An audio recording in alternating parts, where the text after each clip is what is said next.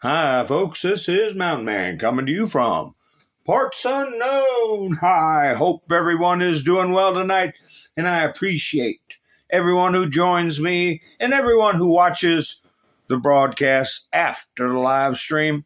But yeah, Luigi's guilty for anybody that had any doubts. But they say he's trying to pull a fast one, and I concur. And we'll see how that goes over for him. And I think Tyler Robinson is going to pull that playbook, but page out of that playbook. But anyway, where do these animals come from? This is the vandalism, desecration of our World War II memorial by a lunatic. And I, got some belated video over that. And we'll play that, discuss it. But yeah, we have a endemic of weirdoosity going on. And unfortunately, it ends up in situations like with Luigi and this Tyler Robinson creep. But anyway, folks, we'll talk about that. We'll talk about Iran. We'll talk about a lot of other stuff. But what do? When I come in, I play videos to give people time to gather into the chats and get themselves a nice cup of coffee or a cold bruja or an adult beverage, whatever is your want. My first video is a man who was fired from CNN. Just so people know the context, this isn't some Joe Blow on his porch with an opinion. He was fired from CNN. But anyway, folks, what will we do after the videos? We will be like butter, and get on a roll. Patriots, I was fired from CNN because I constantly told the truth about the Charlottesville hoax, the ridiculous lie that Donald Trump had praised bigots in Charlottesville when in fact the exact opposite was true. Well, it now turns out that Charlottesville hoax, that lie, was itself based upon a grand lie. We now have details from the DOJ that the SPLC, a corrupt leftist activist organization, paid $300,000 to one scumbag to organize the Charlottesville riot itself. So the entire event was staged. It was financed and organized by the left. And they were then able to successfully create a massive and unfortunately largely successful lie, a propaganda campaign that stemmed from the very event that they organized. The very obvious question, but one that is still very interesting. What is it like for you now? What was it like getting that news that you were going to be released? Could you believe that? I've been told so many times, Lara, just 2 more weeks. Well, first I was told you won't go to prison. There's no way. You'll probably get probation, all that. So when they handcuffed me in front of all my friends and supporters in that courtroom. Was that brutal? That was really brutal.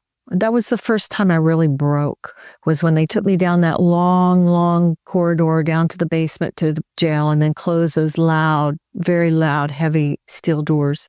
And that was the first time I really just broke down. Just completely, all of me just broke down. Because you have faith that the government and the justice system is going to do the right thing. And it failed. And you're crooked, and Meet the Press is crooked, and so is ABC, and CBS, and CNN. But Mr. President, you're one-sided crooked network. So let's call it quits, because I've had enough. Thank you, darling. Have a good time. Mr. President, let's please. I traveled all the way to Wisconsin. I've sat in the rain with you. I know. I've sat in the rain with you for an hour, on and off in the rain, and I've given you enough time. You ought to straighten out your press, because you know what? Mr. President, a country can never be great with a dishonest Listen, press. we traveled all the way to Wisconsin for this interview. Storm zone. Yes, sir. I'm wondering what storm you're talking about. They have unsuccessfully tried to take down the wrong person. He's absolutely going to come back with full vengeance the next time around. I think about what 4 years of a retribution presidency might look like. Our Constitution really does give president tremendous power to destroy. This will be something we could never have imagined. Now the gloves are off. Some of Trump's Trump's close political allies told him they are working on figuring out the identities of the FBI and DOJ staff and forming lists. I will direct a completely overhauled DOJ to investigate every radical DA and AG in America for their illegal, racist enforcement of the law. The deep state is destroying our nation, but the tables must turn, and we will quickly destroy the deep state. We know where the bodies are buried. There are a lot of people out there that have done some very, very evil things, very bad things, I would say treasonous things against our country. People that have done such harm to our country. I've been looking at them for a long time. He could order the investigation and prosecution of individuals who he perceives as enemies. Put them all in jail where they belong. You gotta get tough and smart, and you have to fight fire with fire. You can't allow this to go on.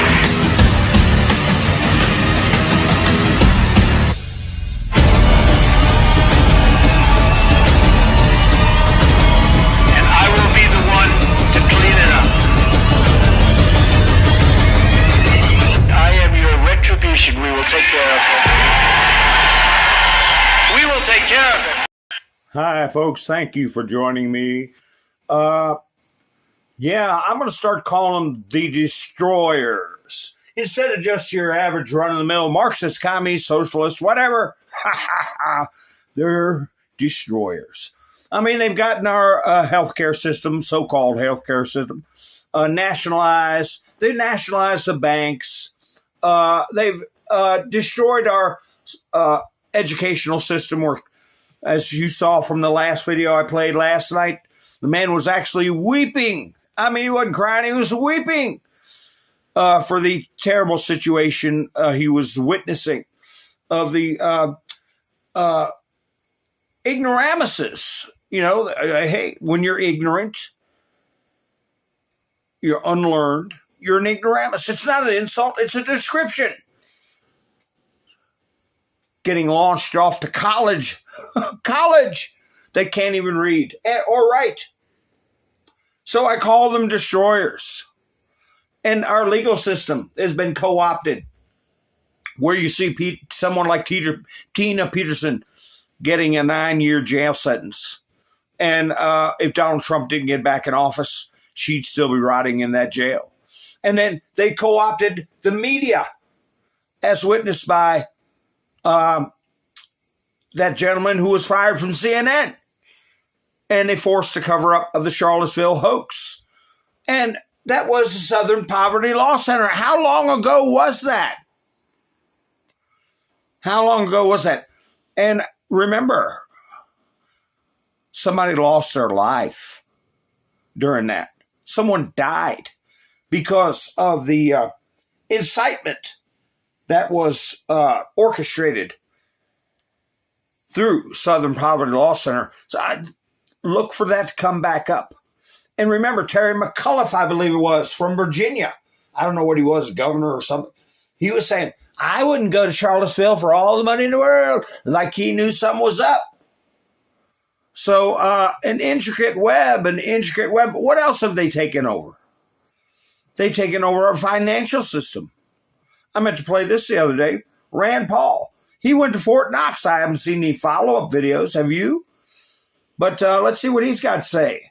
Our gold. Where's our gold? He mentions, and I played the tape before, of Richard Nixon severing the U.S. dollar from gold and tying it to the petrodollar, or creating the petrodollar. Fort Knox. We've come to see the gold. Our country has about 147 million ounces of gold, and about half of it is stored here at Fort Knox. We're going to be going deep underground to see the gold, but more importantly, we're going to be talking today about what happened to our dollar when we separated from gold in 1971. Over 85% of the value of the dollar has been lost since we delinked from gold. So there is a problem. The media now calls this affordability. But what it really is inflation. We run a debt. As the deficit runs up, $2 trillion a year, part of that debt is bought by the Federal Reserve with newly created dollars. This leads to inflation and prices are up. And my goodness, just go to the grocery store, still look at the price of meat. Prices are up 25% in the last 5 years. It's inflation. It's related to deficit spending. It's related to unbalanced budgets. So we're going to look at the gold today, but really what we're talking about is why is our paper currency failing us, and why does our country continue to run such massive debts? I'm going down underground, and I'll let you know what I see in a little bit. Thanks. Well, we're waiting to hear from you, Rand Paul. And before I go to the next video, I almost forgot to give my salutations. Ha-ha, Darla's here. Tammy's here. Todd's here. Nice to see you all. Damon and Wayne. Ha-ha. Sissy's here. Cole, and who's right behind is Tammy. How you doing, Frank? Nice to see you. We've got the younger gang here. Ha, ha, ha. Rebecca, nice to see you. Are you all getting your notifications? Have you checked to see? Are you still subscribed? And yes, do give a thumbs up because it helps the video get around. Right, Sherry? Are you going to give me a thumbs up? Like Frank, I know Frank did, and Wayne, and everybody's giving me a thumbs up. That's a good thing. Helps the video to get Miss Mendersu. Yes, Tina Peters is our hero. Yes, indeed. And hopefully we will see her testify in court. And we will get retribution for these abuses. Hi, Brett. How are you doing? I saw Randy's in here, and I hope you're feeling good, Randy. I do hope you're feeling... Oh, holy cow. Luigi, yeah, he put in a guilty plea. It's in my title. He's guilty, but he's trying to pull a fast one, right, Mac? He's trying to get... he's trying to avoid the big D penalty. He's going to try to get parole at, so many years with the possibility of parole. And he's going to try to get to look at his belly button for a number of years in a federal prison instead of a state prison, which is a better setup. Elva, nice to see you. Robert's here. Let's see who else is here. There's Randy. I know I saw you pop in earlier. I hope you're doing well. I hope everybody's doing well. Right, Flannel Cheese? We want everybody to do well. Sherry's here. All right. And if I missed anybody, you know I didn't mean to. And I want to say hello to all my lurkers. Well, speaking of mainstream media goobers, I'm not saying that guy was a goober, but this one was a goober. You remember this goober? How many of you remember this guy? What's it say up there? The fifth column? Anyway, this is Terry Moron. No, Moran. Moron or Moran? But anyway, he's the one that interviewed Donald Trump in the Oval Office, claimed that Kilmar Abrego Garcia, his knuckles were photoshopped and wouldn't let Trump saying, you want to see the picture right now? No. And then he has one of his videos he's so proud of is him having a bowl of soup with Barack Hussein Obama. Have you heard of him? But anyway, I haven't listened to this yet, but I did read the description. And it says that he's telling his audience that when he worked for ABC, there was a story going to break about the virus, right? And how it got out. And it was suppressed by ABC. Let's see if that's exactly what he says or close enough. So shortly after, it was COVID. So it was like early in 2021, maybe January, February. I'm seeing online and elsewhere people that I thought were smart and serious, Jamie Menzel mostly saying, and others, maybe this leaked from the lab. And I was like, well, that's interesting. So I went to Nightline. I said, hey, I'd like to do a story on, and they were like, great, yeah, let's do it. So we just across the board, we talked to, molecular virologists. We talked to people in the Trump administration who had been in the Trump administration, who broke a little news that that lab had been funded by the Chinese military, despite the bad lady saying no, it hadn't. And that came from the security, a tip from inside the one of the three-letter agencies in the government. And we kind of laid it out. And at the end of the day, my own personal feeling was, talking to everybody, I thought it's probably a little bit more likely it's natural. But if you told me it had leaked from the lab, fine. And it's probably not cooked up. It's probably not a Frankenvirus. But I didn't reach that conclusion. I just laid it out. And we're ready to go. And the day that it's supposed to air, it gets reviewed. And it comes back to me, and it is incomprehensible. And I've never been angrier. I'm in the booth. These lawyers? Lawyers' standards. And I was told, Fauci. Oh? And I said, I can't do this, and they're going to air, and it's a 15-minute piece or whatever, and I'm cursing and screaming in the booth. And this is day of? Day of air. And I'm just absolutely livid beside myself. And I'm usually, I tried to be a good colleague that way. It's important to be respectful of somebody on the other end of that mic taking it in New York. So they were, and the editor, I've never watched that story and never want to, because it wasn't mine. I didn't think, and because, most importantly, because it was incomprehensible. They'd put so many caveats in there, and so many and it was so legalized. And wait, so they took the story that you did and either sent a copy of a transcript or a copy of the video to Anthony Fauci? It would have been the script. That's what I was told. I don't know that that's true personally, but I was told that. And the idea was just suggesting that it wasn't a wet market and it was a lab leak was dangerous? Well, if you know the whole story, right? There was an organized campaign by one of the guys who was funding the research at, what was his name, DASEC or whatever, to get scientists to sign on and say, there's no way there's a lab leak. Anybody who says that this came from the lab is, participating in racism or something. And that really silenced. I mean, our standards, ABC News' standards people took that absolutely to heart, and it was not going to be discussed as that potential was killed for a while. Kill the story about the lab leak. We see.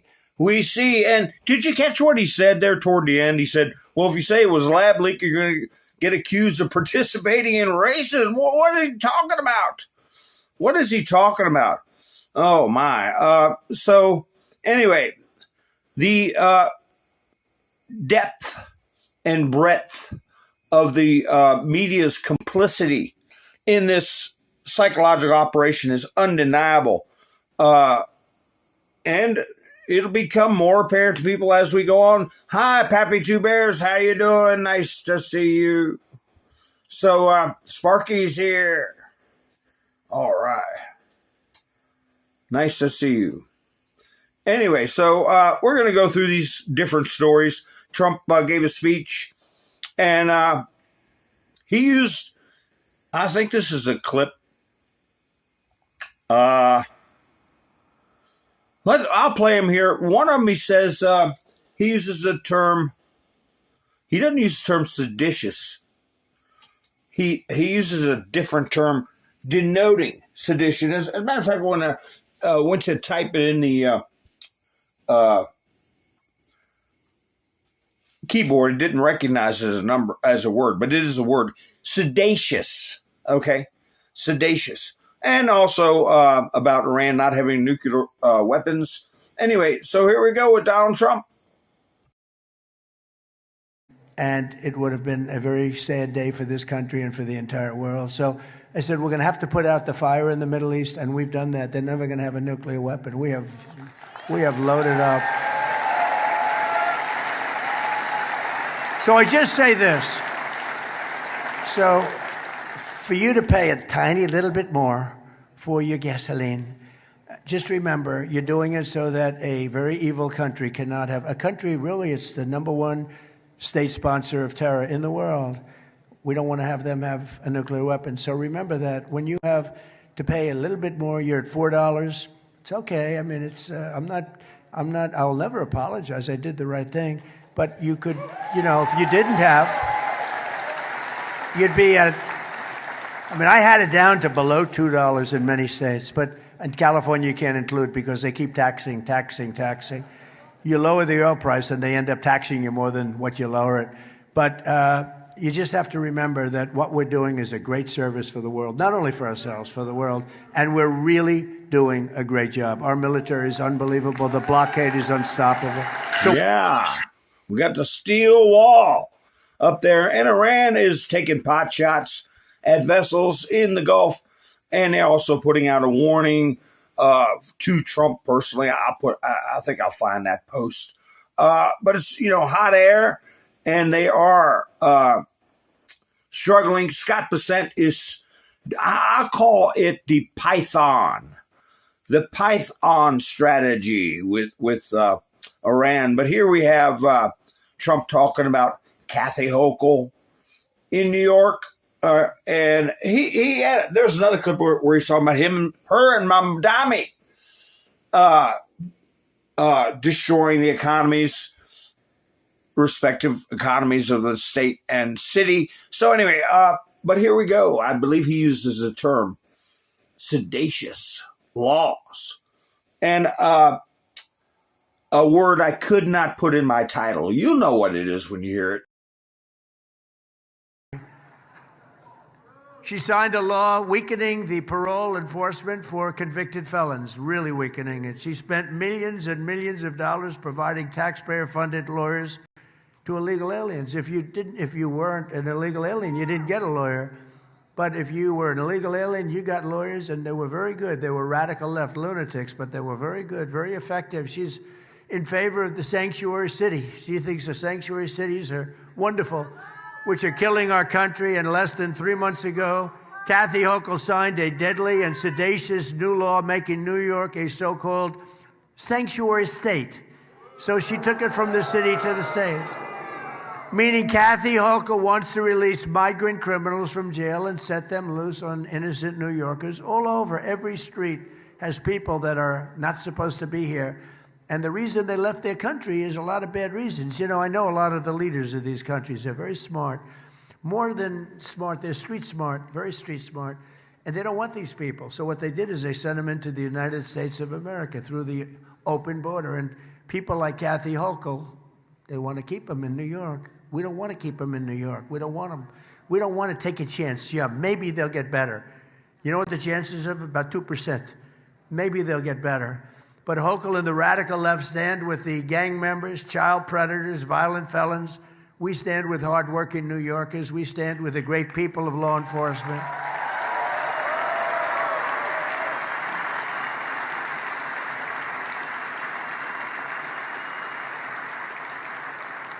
And Hochul and Mayor Mamdani. Well, that's when he gets into where he's talking about how we're against tax on tips, no tax on tips, and no tax on Social Security, and all the other wonderful things Donald Trump put forth in it. Big, beautiful bill. But anyway, here we go with another clip from his speech. And finally, we will pass the Save America Act to defend our sacred American elections.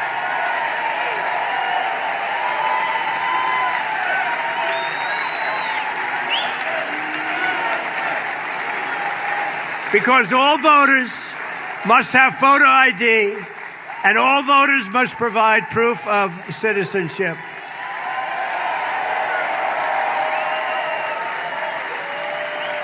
Have to do it. We have to do it.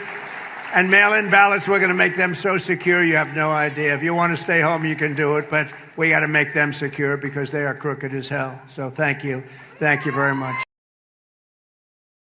Yeah, they were able to pull the stunts they pulled with Social Security because, the baby boomers were coming through the system, the Social Security system. And it created a bubble. of Social Security checks. And when that starts to fade, with the baby boomer generation passing by, oh, well, they keep it up to the same level. How'd they do that? By abusing the system through illegal immigration and adding people on there through Social Security disability and many other ways. And the numbers never go down. They're supposed to go down, you know? But anyway, here's Kash Patel. He stepped in, and he's talking about the successes of the FBI. And I think we're looking at some historic law enforcement actions happening in the future. President Trump, thank you for backing law enforcement. Thank you for funding law enforcement. Thank you for loving law enforcement. Thank you for relentlessly pursuing the mission of justice with the warriors of justice across this country. The men and women of law enforcement love you, and that is why we are seeing these historic results around the country, to include a 20% drop in the national homicide rate, to include a 20% reduction in drug overdose deaths, to include violent offenders seized from around the world. This FBI has led the charge to arrest 8 of the top 10 most wanted fugitives on planet Earth in the last 16 months under President Trump. Yeah, so other than the rise in the gas prices, everything is coming up roses, and the media is doing everything they can to dispel that. And Scott Bessent, I mentioned him earlier, and I said he was going to do what I refer to as a Python strategy. So the media kind of got wind that he's going to be going out and doing some media interactions, and how they present him is repugnant, of course. I'm trying to find the Telegraph before I show any Scott Bessent clips. I'll have to wait till I get to it, and you'll be able to grasp, you know, what we're going to do with Iran. Okay. Oh, these things are so small. Bear with me.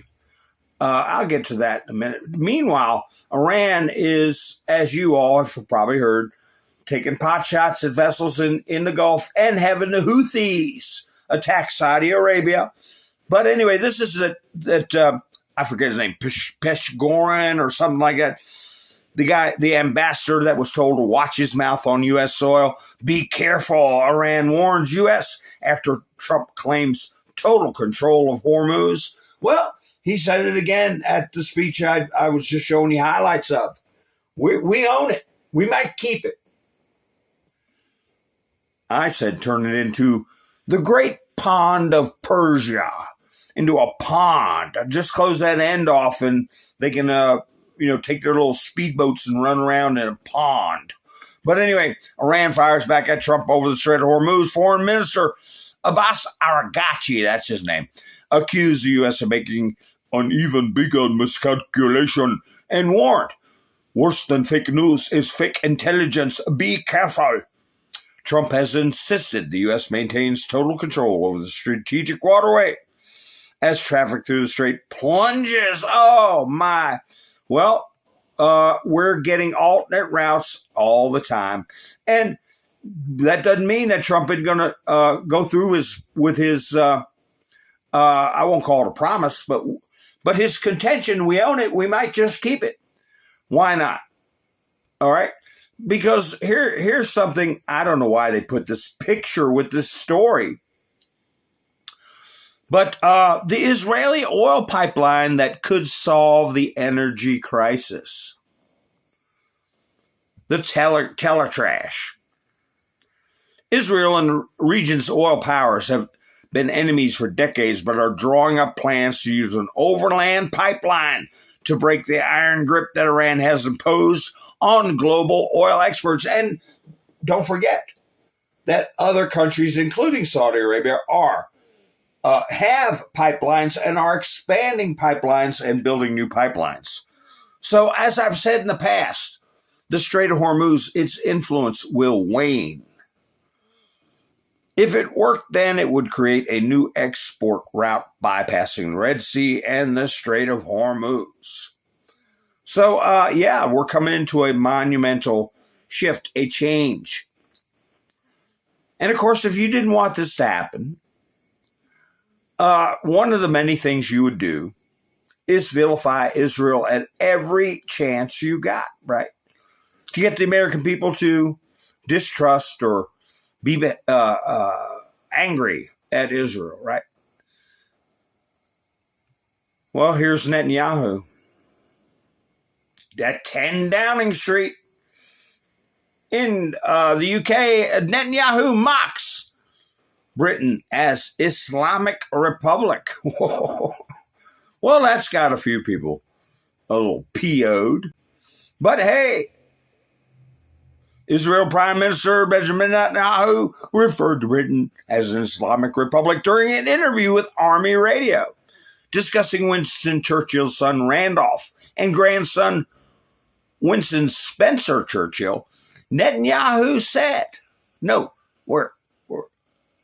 they covered the 6-day war in a very positive way for us. Then he joked, try to find that now in Britain, which you could call the Islamic Republic of Britain.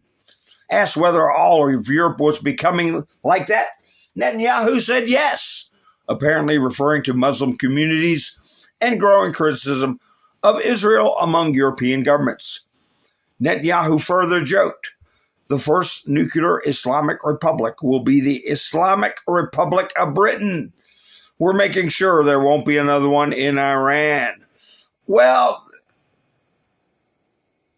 we've been watching how their culture has been changing.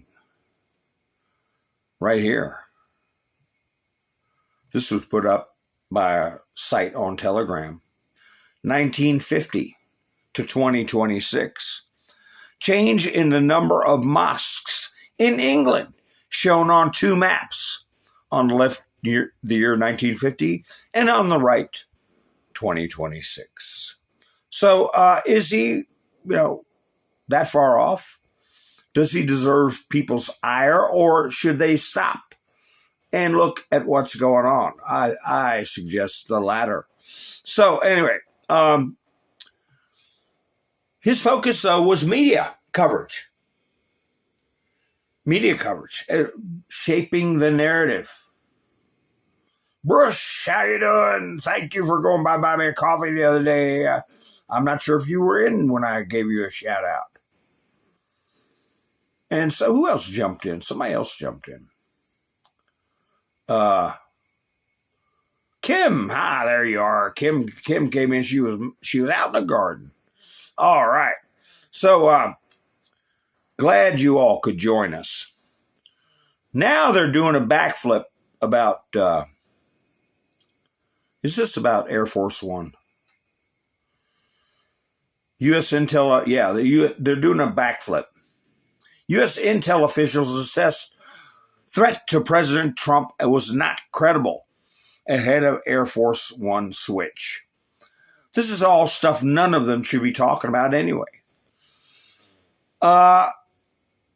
They raised doubts about U.S. intelligence. Who's that? They shouldn't even be running their mouths. Raised doubts about whether it was really a plot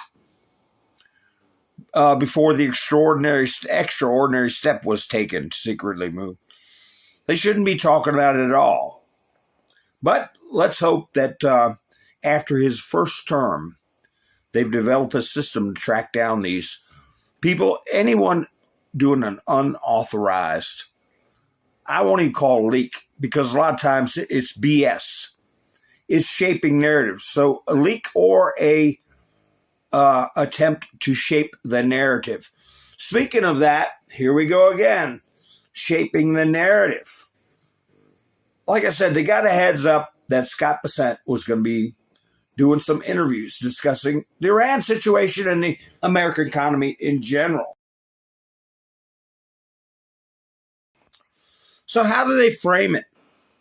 Trump targets Iran's economy as military campaign falters. How did our military campaign falter? Please tell me. Please tell me. When we've wiped them out and they have to resort to acts of piracy, extortion, and scooting around in little boats trying to bomb merchant ships. The U.S. president is stuck. Teletrash again. They're out of the UK, aren't they? You better go say your prayers. How many times a day they got to do that starting at 5 a.m.? Leading Republicans into the midterms weighed down by a Middle Eastern conflict of his own making, despite campaigning to end foreign wars. Listen, I think the majority of Americans, Republican or not, are glad that this specter and this shadow of a pack of lunatics having control of a nuclear weapon is being addressed. I feel more comfortable, okay? Reluctant to resume all-out war, and apparently without the resources to do so. Here we go. Here we go with the narrative of a shortage of missiles. He has turned to one man to drag the Americas out of the quagmire, Scott Bessent. So they're setting the table, poisoning the well, and attempting to poison the well. And, we got control. Patriots in control. We got control over their money, their oil flow, quite a few things. So I got different clips here. I'm going to play as Scott Bessent. Let's see. He's on Newsmax. And, of course, these so-called legacy news medias, you can bet that they're getting contacted. Scott Bessent would like to come on and discuss with you what we're doing. That I would wager that they just don't take him up on it. Okay? Because they want to set their own narrative. So, Newsmax is not a legacy site. It doesn't have the broad reach of these other stations, but at least he's getting out there. Let's see what he's got to say here. Comes up all the time. We spent 45, 50 years fighting communism, the Soviet Union, which collapsed. Show me where it's ever worked before, whether it's the Soviet Union, Cuba, Venezuela, and these policies, you always end up with less. You always end up with less of what people want. And look, people should be upset. The Biden administration torched them. It was 21.5% unemployment, 4 or 5% loss of purchasing power. Wages didn't keep up. And for working Americans, I think the inflation level is probably 30 or 35% for things like autos, insurance, rent. And we've been trying to bring those down. Core inflation printed 2 days ago, 2.5%. It was a very good number, moving towards the Fed's 2%. The Iran conflict has given us a temporary spike in energy prices. We're going to get to the other side of this and come down. And what we've seen over the past year is that the bottom 25% of working Americans, their wages were up 5.5%. Overall wages were up above 4%. And look, 3.5% headline inflation. That's a real wage gain. It's not great, but a lot of times I tell people I feel like an emergency room doctor. The patient came in, he'd been backed over by a truck, and the first thing we had to do was stabilize the patient. And now we've applied the right medicine, and things are getting better slowly. And I think every week we are seeing real wage gains. Prices are coming down. The CPI numbers showed drug prices are down. Grocery prices have flattened out. A patient that had been backed over by a truck is how it describes the U.S. economy. And I repeat it a lot, and I'm going to repeat it again, that the dollar lost 25% of its value under the Biden administration, and the media didn't make a peep about the oil prices went as high as 120 under Biden, and that eggs were through the roof, and groceries had, in some cases, doubled. The Dollar Tree turned into the $2 tree. But anyway, I see Todd put in the price of oil. I guess the last close was around $84. It's been in the low to mid 80s, drifting around there for the past couple of days. But see why they don't have Scott Bessent on? Because he will destroy the narrative. Okay. And they know it. But he's talking about communism. And I got some more clips in, but before I do that, he's talking about communism and what good has it done? Anybody, anywhere, never, not even getting to the fact that it is in strict violation of our Constitution of life, liberty, and the pursuit of happiness to install a tyrannical government that is going to tell you what you're going to do, when you're going to do it. And there's a little interview here. Politico. Who are they talking to?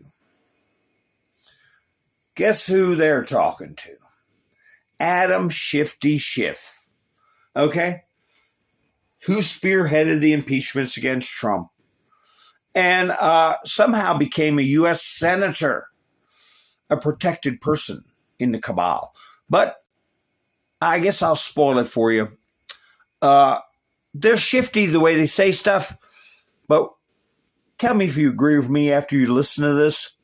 What he's saying is the Democrats are just going to have to go along with communism because we want a big tent.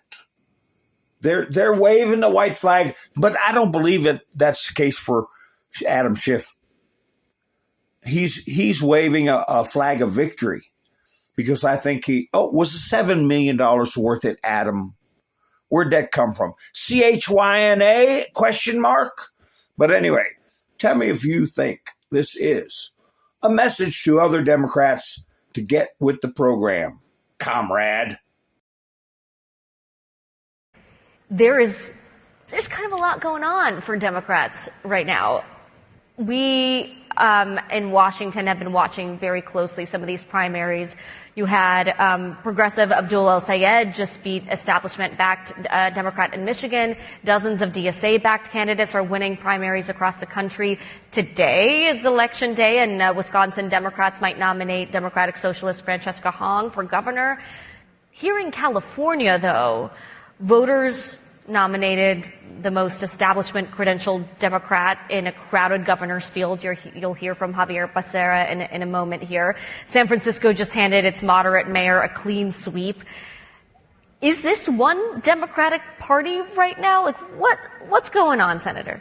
It is one Democratic Party, and I think if we want to be in the majority, we're going to have to be a big tent party. I would much rather have that diversity in our party than have it outside the party.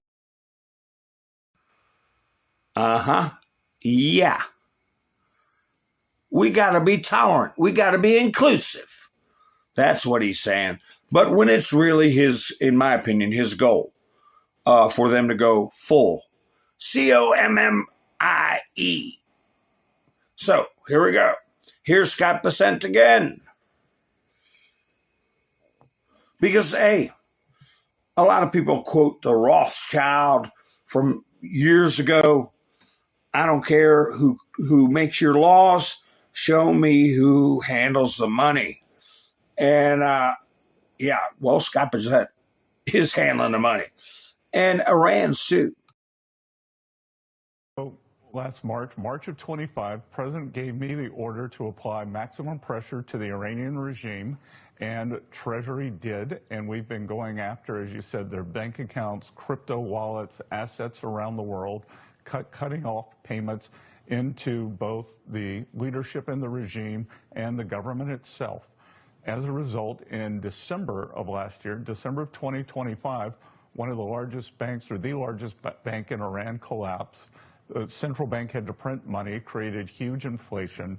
Then in March this year, or February, we started the Kinetic War. The Kinetic War ended after several weeks, and we went from epic fury to economic fury. And at the president's orders, we have raised the level even again. And watch this space for more announcements coming next week, because we are going to apply measures like have never been seen in the history of economic isolation on a country. And I think the reason we are succeeding is because it is a 1-2 punch. People say, well, you know, Cuba lasted a long time, Venezuela lasted a long time. Venezuela immediately crumbled when we put the blockade on. So it will be a combination of economic isolation like the world has never seen before, and the continued blockade in the Strait of Hormuz that will keep anything from going in or out of the Iranian ports. Maximum economic pressure and going to economic fury with Iran. And, you know,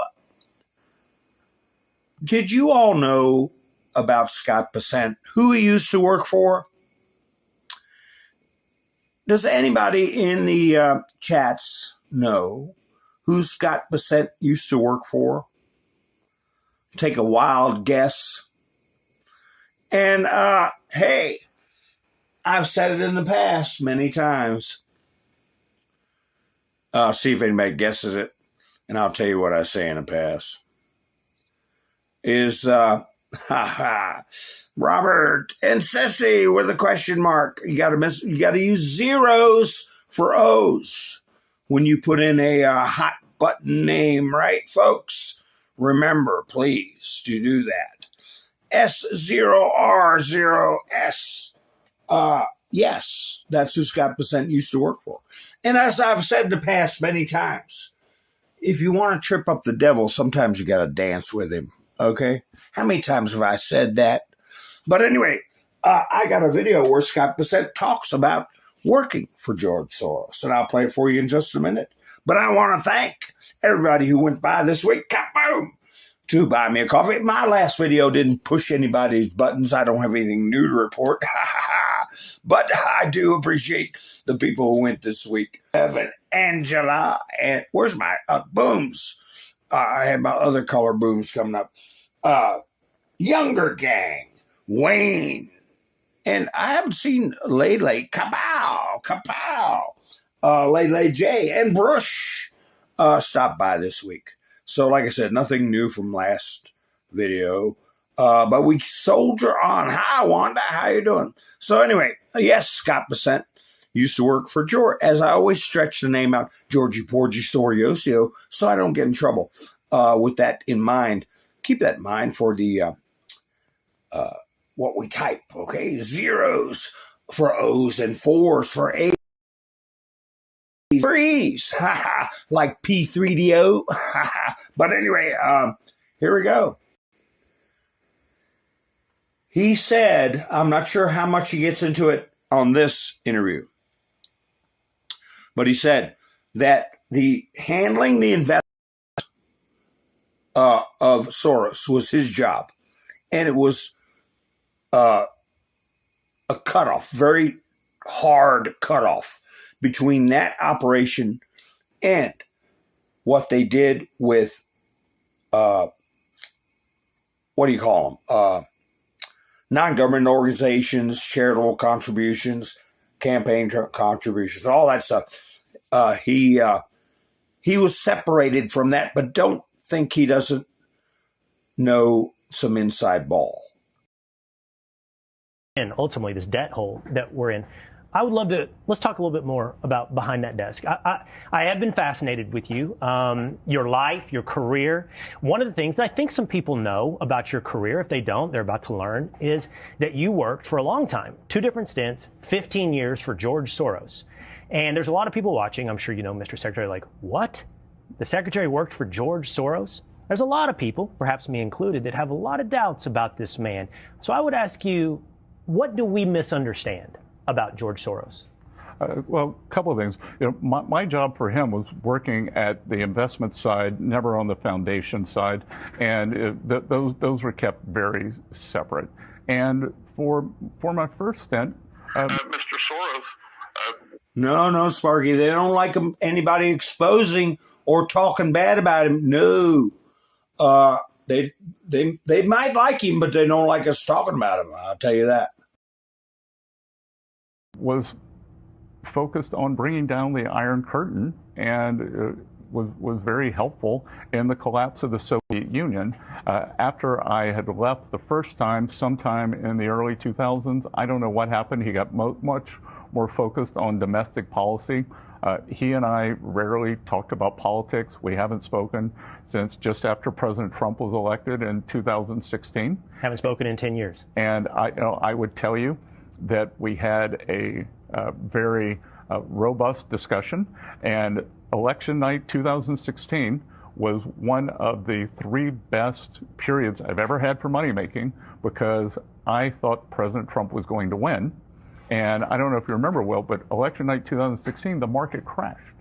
Market crashed, and that was one of the greatest buying opportunities of all time, because I'm sitting there and I'm thinking, this is the most pro-business president probably since Calvin Coolidge. And I later found out that George Soros was the one selling the market. He was crashing the market, lost several $1 billion that night, and myself and several others made a lot of money for our investors the next few weeks. We have a couple. Did you all catch that little jewel at the end? I had about 30, maybe 40 people leave because they think Scott Bessent's boring. Where did they go? Where did they go? Watch Phil Got a Loose Screw? Or go talk about lizard people and clones? When right here you heard Scott Bessent say George Soros lost billions of dollars, causing the stock market to crash on election night. He just said it. Play it again if you didn't hear it, or if you were distracted, or if you come back to the video because you were bored. One of those 30 to 40 people who left and missed that. George Soros crashed the stock market on purpose and cost himself billions of dollars to make Trump look bad. You just heard from Scott Bessent, and he ain't going to say something like that without inside knowledge. Look at the look on his face. He's in the catbird seat. He knows more than people think. So, that it's like one of the few times I banned somebody was last week. I don't know if you guys know who it was, and don't put it in the chats. But I'm talking about something. Something very important. I put up a picture of a young man who lost his life in Vietnam when he was 19 during an act of bravery. And somebody puts in the chats, Trump had bone spurs. A 60-year-old issue. And then had the nerve to say that we were living in an echo chamber. Totally disrespecting the memory of the young man. And throws a cheap shot at Trump. The only way you get that in your brain to bring it up during that kind of a solemn situation is when you've been in an echo chamber, where you get it drilled in your head about nonsense stories about Trump 60 years ago when he's risking his life to save our country. So, yeah, it makes me mad. When, I'm not like, more people need to watch my. It doesn't matter how many people watch my views. I don't get monetized on YouTube by views or anything else. I'm trying to get stuff in people's heads, reality, so they can talk like they have sense, not babbling a bunch of nonsense and foolishness. Speaking of nonsense and foolishness, this thing right here, who's planted in Trump's White House. Circle back. They said the title of this video is Jen Psaki is throwing shade at Caroline Leavitt. Caroline Leavitt did a great job, a wonderful job, and had a child, had to take off to give birth. And she wants to be with her child during the most critical developmental phase of that little human being's life. She wants to be a real mother. Okay? Not somebody who's freezing their eggs just so they get on TV every night, and God knows what's happening to your child. Like the Reiner boy at 11 years old using heroin. And look what he ended up doing to his own parents. So she wants to be a good mother, okay? You got a problem with that, Jen Psaki? The relationship between the press and the White House is supposed to be adversarial by design. I mean, the press in the room are supposed to push for more access, for more information. And there are times when it's absolutely appropriate for the press secretary to push back. But Caroline Leavitt didn't want to engage in good faith with those reporters on their tough questions. And so instead, she did everything she could to reshape that briefing room into her own personal safe space where she rarely had to answer a tough question, hardly ever. I mean, she only briefed once or twice a week max. Most press secretaries brief 5 days a week, including when they're traveling. Sometimes she simply yelled at the real reporters in the room. And over the course of time, she filled the room with MAGA sycophants. Whatever, woman. You call that news? The jealousy, you can just see it leaking out of her face.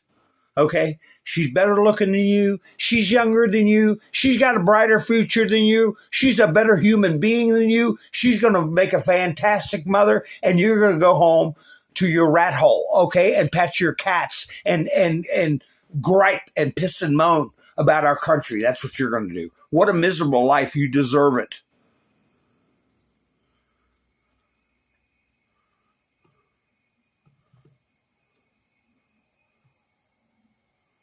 Let's see.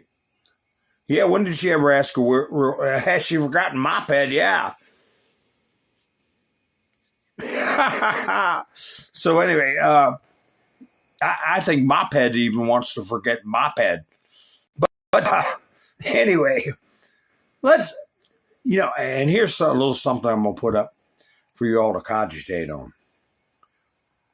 U.S. Army grounds all Apache helicopter flights.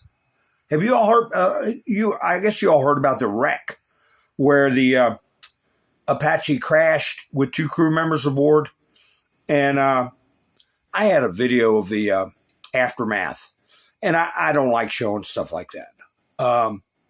It doesn't show the crash. It just shows rescue workers walking around the rubble, and I know that there's human beings in that rubble, and I do have a still shot. A U.S. Army AH-6D Apache attack helicopter crashed in Texas. 2 people were killed. As you can see, there's nothing left. It was full of fuel. We didn't hear what the situation was. How do you get that much destruction? It looks like a drop landing, but just a belly flop.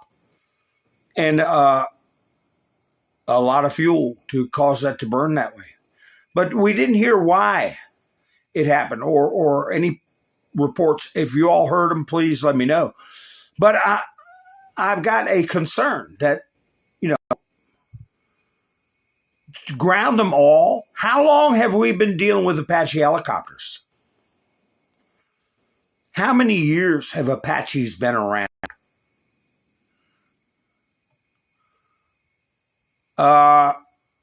There's an article I'm looking for where the UK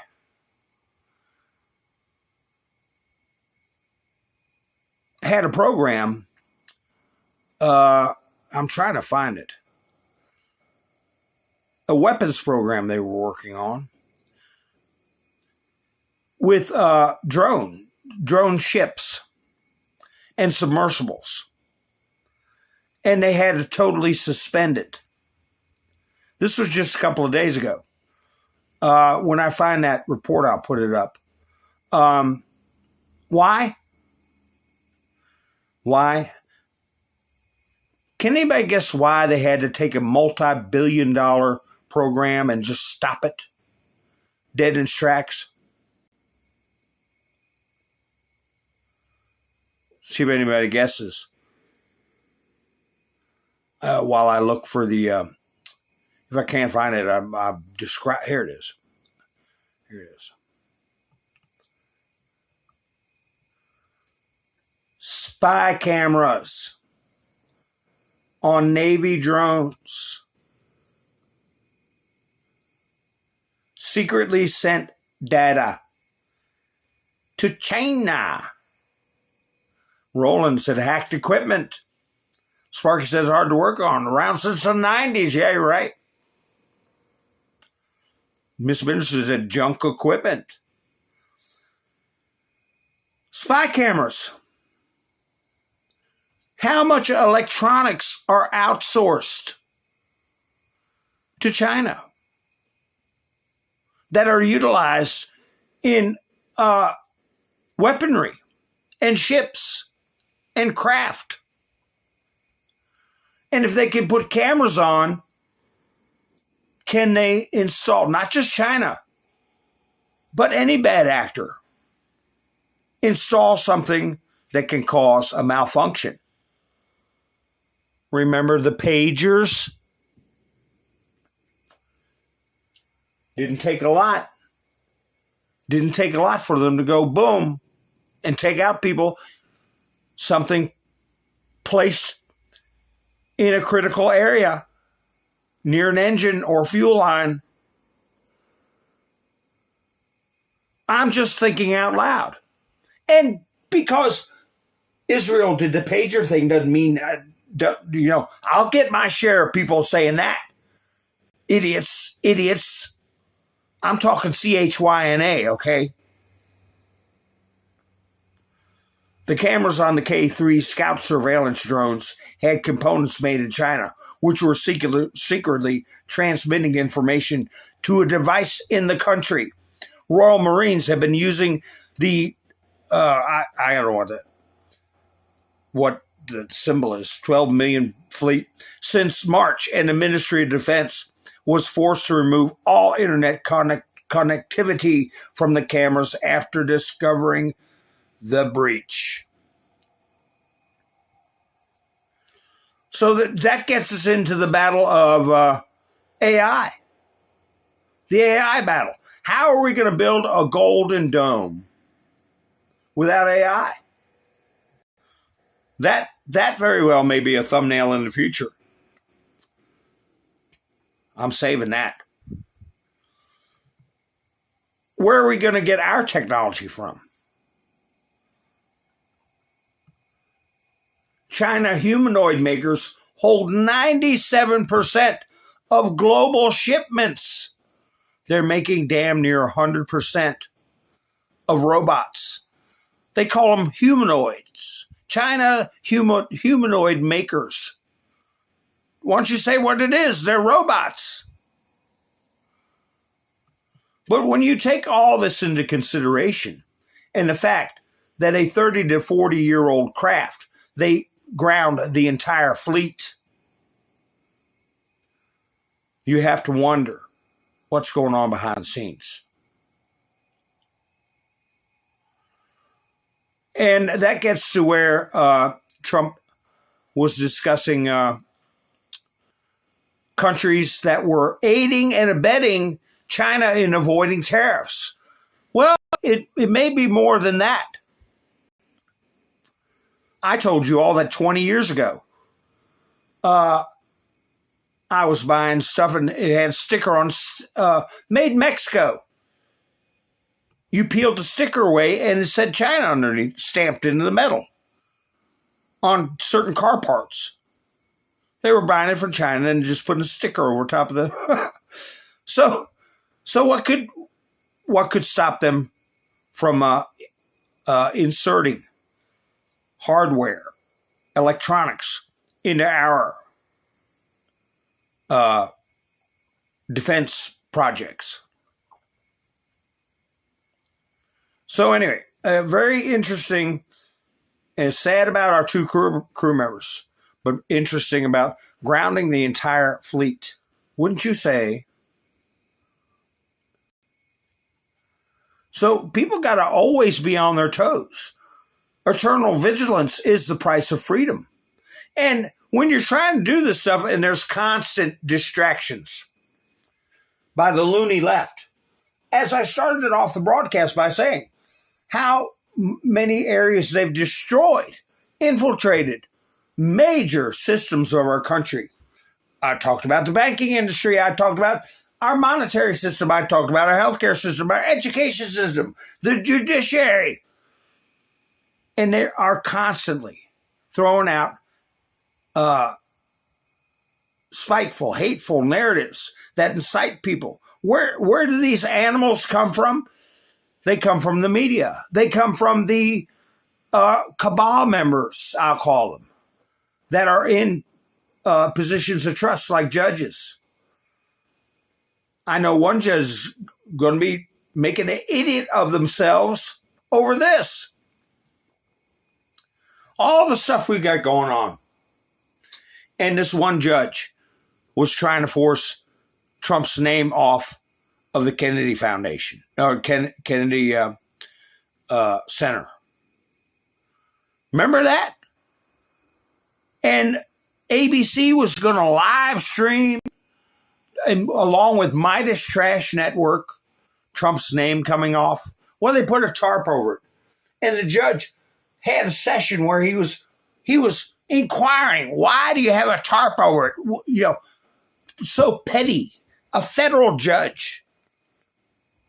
Well, the Kennedy Center board votes to close for renovations, which this petty judge said no to. You got to stay open. Well, no, we're going to close. And add President Trump's name again, lawmaker says.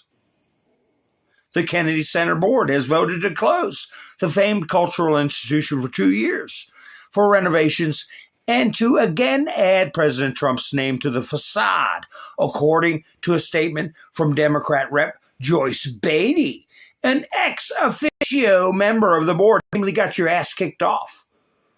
Okay? And the place was a dump. While you were a member of the board, you allowed it to become a dump and run around with your nose in the air. I'm on the board of the Kennedy Center. Yeah, well, not anymore. Well, is it true that they're adding his name in that manner, in the manner that is insinuated?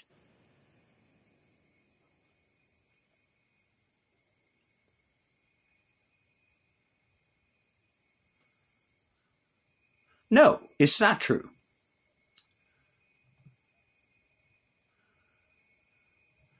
Kennedy Center board votes to close for renovations and add Trump's name. Representative Beatty. This is ABC. During an hours-long meeting that was conducted virtually, the board voted to add Trump's name to the building's facade so it would read, the John F. Kennedy Center for the Performing Arts, restored and renovated by President Donald J. Trump. Yes, they're adding on there that if it wasn't for Donald Trump, the place would still be a dump. And thanks to his concern and his efforts, it is being revived. Now, whoever the judge is, put that in your pipe and smoke it, okay? I want to see how much of an ass you make of yourself. Just like these asses, these animals that Trump is dealing with, anywhere from a reject ex-Olympian to some delusional crazy cat lady, okay? The World War II Memorial. Our beautiful World War II Memorial was just hit by spray painting vandals. There can be no greater insult to those American heroes who died in World War II. First the reflecting pool, now this. We are on their trail. Where do these animals come from? President DJT. Now we know why Jeanine Pirro called a special grand jury. I thought it was to go get that grisly-looking troll that messed up the reflecting pool. And hey, that may be coming. But anyway, she was crazy enough. Now, she'd been arrested. She's turned herself in. Where's that video? First I'll play this from Fox News. And, you know, people were talking about cameras, you know. She filmed herself. But come to think of it, how come they took so long to get the pipe bomber? How come they still don't know to this day who constructed the gallows, okay? Setting up Charlottesville 2.0, known as January and then 6th, right? And if she hadn't filmed herself, would they have caught this woman? Members of the D.C. Council sent a strongly worded letter to the 20 governors who have National Guardsmen patrolling the streets of D.C., demanding that they recall them back to their home states or territories. That's not going to fly with the Justice Department, where the Assistant Attorney General, Colin McDonald, is saying, "I am surprised and saddened that you would show such callousness instead of compassion and care toward your constituents who now live in a city with far less violence and fear, thanks to the National Guard and the D.C. Safe and Beautiful Task Force." This letter asking to pull the troops is unwelcome also to the poor mother of a congressional intern who was murdered. I think the message is that something's working, and I think extra eyes and ears on the ground is helping this happen. And the numbers bear that out. In D.C., homicides are down 49.3%. There were 46 homicides in 2026. That's down from 82 last year. Look at Memphis, Tennessee, where there's National Guard. The murders there are down, or rather the crime is down there, 43.7%. There were 67 homicides this year so far, down from 119 last year. I thought this was a report about the vandalism, but close enough. You have those corrupt D.C. board members, or what are they called? Council members, calling to get rid of National Guard. And let it turn back into a rat hole, okay, S-hole. What's this one? Let me see what this, oh, that's Luigi. We'll get to him in a minute, you creep. We'll get to Luigi in a minute. But anyway, here's this crazy woman. Nick Sortor put this up. Is this going to be Jen Psaki in 15 years or 20 years or so? Is this going to be Jen Psaki? I guarantee it ain't going to be Carolyn Levitt.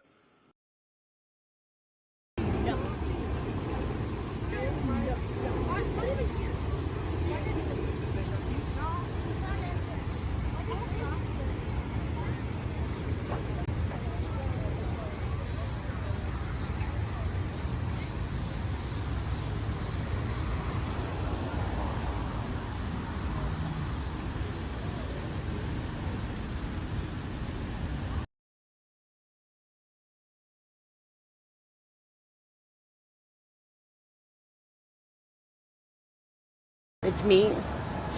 I'm going to turn myself in. I'm at the courthouse.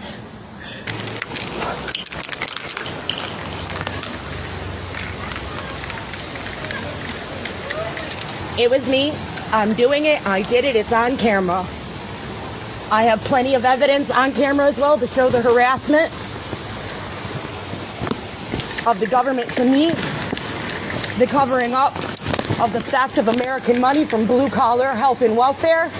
It is not okay for our government to do these things. I am willing to stand trial and go to jail today. I am a victim and a whistleblower that has been shut down, stalked, and harassed, trying to be silenced with the help of the U.S. government. And I will not be silenced. I will continue to make noise. It was me. I did it. It's me. Look at the people walking around. Broad daylight. Broad daylight. And let me tell you something. She needs to get 10 years. Okay? I don't care if it's a mental institution for the criminally insane. Okay? She needs to be off the street. What does this woman do? What has she ever done? I would like to know. Because these people's minds get infested. And most normal people get up in the morning and say, I'm going to work on the garden. Or I'm going to go do this. There's that room I've been wanting to clean. Oh, I have guests coming over, my nieces and nephews. And something. But these people get up in a frenzy, okay? A rabid frenzy. And they end up doing stuff like this. Where do they come from? They're cultivated. They're cultivated by an illegal psychological warfare campaign, and our mainstream media is the spearhead of it. That's why you end up with people like Luigi Mangione. That's why you end up with people like Tyler Robinson. That is the culmination. And fools jumping up and down to get people like Al Sayed, what's his face, elected. Absolutely insane. Yeah, why would she deface the World War II memorial? She probably doesn't have any notion of what it is. They're mindless vandals.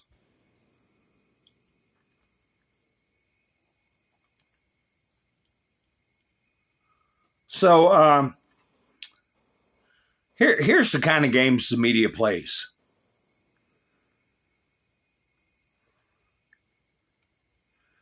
Let me put up their story. The story they put up.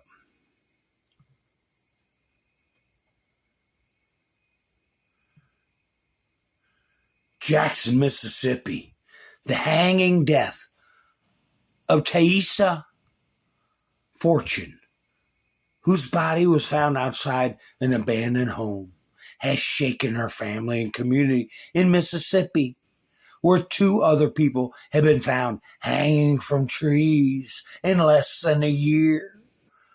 Police have not indicated whether they consider the 29-year-old black woman's death suspicious, saying only that they're actively working. So, of course, the connotation is that black people are being hanged in Mississippi. Eric Dougherty puts up this CNN headline, police investigating after a black woman was found hanging from a tree in Mississippi. Convenient how they left, convenient the fact left out. Her black partner is a suspect. You can't hate the media enough. This is CNN. How many people go off half-cocked over a half-assed story? And then repeat it till their eyeballs fall out of their head. That's how we got in this situation with Ouchie. Trust the science. Trust the science. Sometimes the science is a little wrong.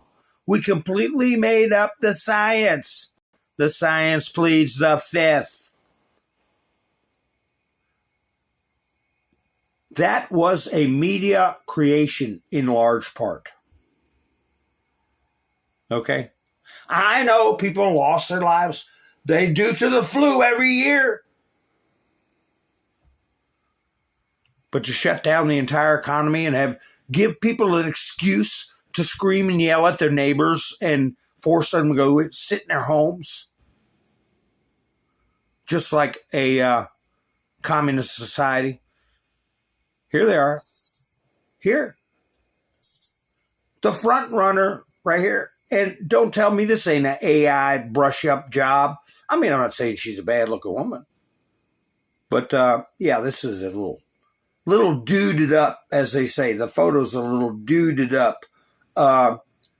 AOC surges to lead in 2028 presidential primary.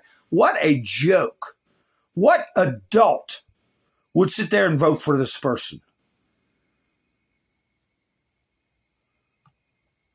What American adult? But no, Harry Enton, he's got some polls. Somebody said in the chats that their tent isn't as big as they think it is. Excuse me for not remembering who put that in the chats, but I saw it. And yeah, I think they're going to be a little disappointed in how much backing they actually have. In Senate, Rogers versus El-Sayed. Look at this, a new Fox News poll. Rogers is actually up by 4 points. He's up by 4 points. It's close, but a Republican is ahead in Michigan. And why? Why? What is going on? Look among independents. Rogers actually leads by 5. This is extremely unusual because across the political map, as I was looking at these different Fox News polls, I couldn't find another example where the Republican was actually leading among independents. And it turns out that candidate quality may in fact matter, at least in terms of how voters see it, because in this same poll, the Democratic candidate for governor was ahead. So this is unique to the Senate race, and it is quite a troubling result for Democrats and quite a heartening one for Republicans. So do you have a sense then, Harry, of what it is that is contributing to the struggles, right, that Abdul El-Sayed is? Is it that Rogers is a stronger candidate, or is it that El-Sayed has more issues for voters to deal with? It is all about Abdul El-Sayed. He is a weak candidate, at least by the metrics that we normally look at. And you can just take a look here. Okay, the net favorability rating of the Dem Senate candidates across these northern battlegrounds. You'll notice there's only one candidate, Ren, one who has an unfavorable rating higher than his favorable rating, and it is significantly higher. Look how far underwater Abdul El-Sayed is. He is 13 points underwater, under there in Lake Michigan. My goodness gracious. Troy Jackson in Maine, he's at +1. You got Sherrod Brown at +4 in Ohio, and Josh Turek in Iowa way above there at +18 points. This is extremely unusual. Again, across the map, Democrats have done such a good job recruiting candidates who are well-liked by the voters. Again, I looked at all the Fox News polls. All the Democrats were above water except for Abdul El-Sayed, and he is 13 points underwater. This is all about Abdul El-Sayed being a weak candidate, at least in the minds of the voters. And so then just putting that in perspective, too, in the state of Michigan, this is, I mean, you touched on this, right? But this is especially important when you look at things in the state of Michigan. Yeah, okay. So you look at this first slide, right? You see that Mike Rogers is ahead, right, by 4 points. Well, I was interested because I couldn't think of another example where you actually had a Democratic candidate who was down at least 4 points. 4 points in a Senate poll in Michigan. And it turns out for this entire century, Abdul El-Sayed is the only one in a poll that meets CNN standards for publication. This is extremely, extremely, extremely unusual. Abdul El-Sayed breaking records in the ways that you don't want to. In fact, he is the first Democrat down by this much, as I said, in a century since 1994. Now, I will note, obviously, we have a campaign to go, and I think there are different ways you can look at this metric, right?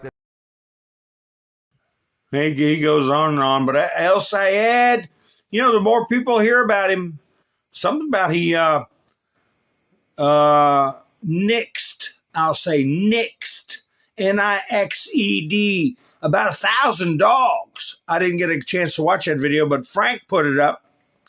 And yeah, like I said, a lot of these people get more upset over animals being hurt, which is, you should get upset over animals being hurt, but they don't get upset over human beings losing their lives. Here is, well, I'll play her in a minute. Where's that video of, what's this? Oh, since we were talking about El-Sayed, right here. Left-wing candidate proclaimed obligation, quote, to follow Sharia law until the day he dies. In other words, it's contrary to the laws of the United States, okay? Contrary to our Constitution. And so you can't swear an oath to our Constitution. It's ridiculous. Ridiculous to even think that the oath would mean a damn thing to them. I had that one video about LUIGI doing his, yeah, I just put a link in the chats about a minute ago, and I almost forgot. I thanked everybody for buying me a coffee, and I forgot to put a link in the chats. If anybody wants to go buy me a coffee and check out the page and help the channel out if you so wish, because it's a totally viewer-supported channel, and I do appreciate it. But anyway, I forgot to put the link in the chat. Hey, I'm on a roll. This is a butter moment, you know. So then I forget stuff like that, even though it is important. But anyway, here we go with Luigi. He's going to be in a federal prison is what he's aiming for. I'm sure they're going to angle for possibility of parole. And he's going to be a Marxist martyr, okay, with a following. Mangione has just pleaded guilty to the stalking charges against him in federal court. So he says now he is prepared to plead guilty. And that is what's happening at this moment. So I want to get from you, Carrie, the semantics and difference. Because from the courtroom, pleading guilty, prepared to plead guilty. Are they haggling at this point? Is there some back and forth? Because you'll get that mixed response now coming from our team. Let me just say, I heard what they wrote to the court with his guilty plea. It was a little treatise about how he's confessing to stalking the man, but they put little poison pills in there, like I called the hotel or called somewhere and pretended I was in charge of $50 billion and I was connected immediately and given the information immediately.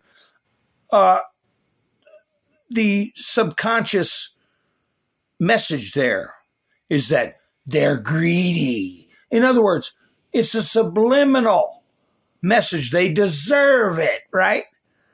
I couldn't get through, but then I told them I was in control of $50 billion of investments, and then I got right through. That's in the so something very close to it in the filing. Who cares what you... But anyway, this guy's health problems, his back. He did high-risk stuff. He did skiing. He did water sports. Was he a snowboarder? You've seen it all. They do backflips. They do all this kind of crazy stuff. Challenging fate. Okay? And he busted his ass and hurt his back. Whose fault is that? So there isn't somebody to come wave a magic wand and make you whole. But by your own actions, you injured yourself. And so the world owes you, and that gives you the right to be a coward and do what you did, sneak up behind a human being and shoot him in the back. What a lowlife. What garbage. I don't even want to really look at his face. But look at this. Some parents have failed.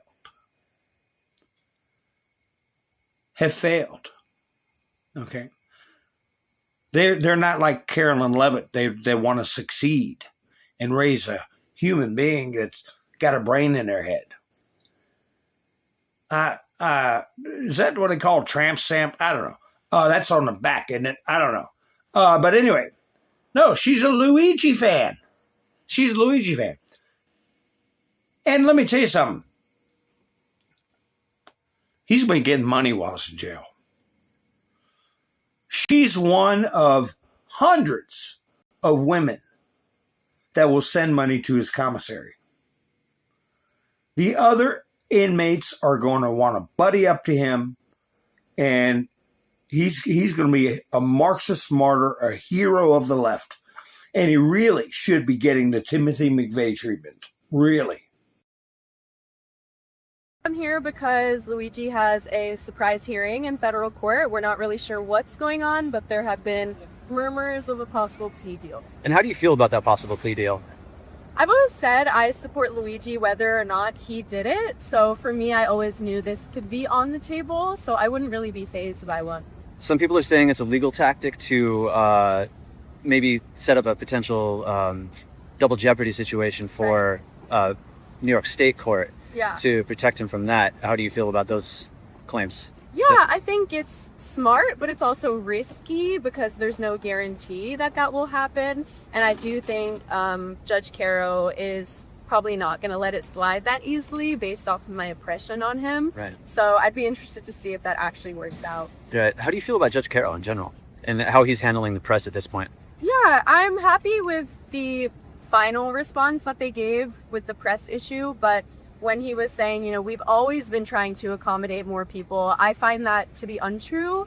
In February, there were 300 people up in that hallway, and there were murmurs of an overflow room, but actually last minute they ended up shrinking the room. Okay. So I don't think that they've been accommodating until there was an objection made. Right. And Luigi made an objection, right? He sent in a letter, I believe. Yeah, I mean, it was by the defense, but it stated that the defendant wanted that, and it was the first time I think I've seen that written in a motion. How'd that make you feel?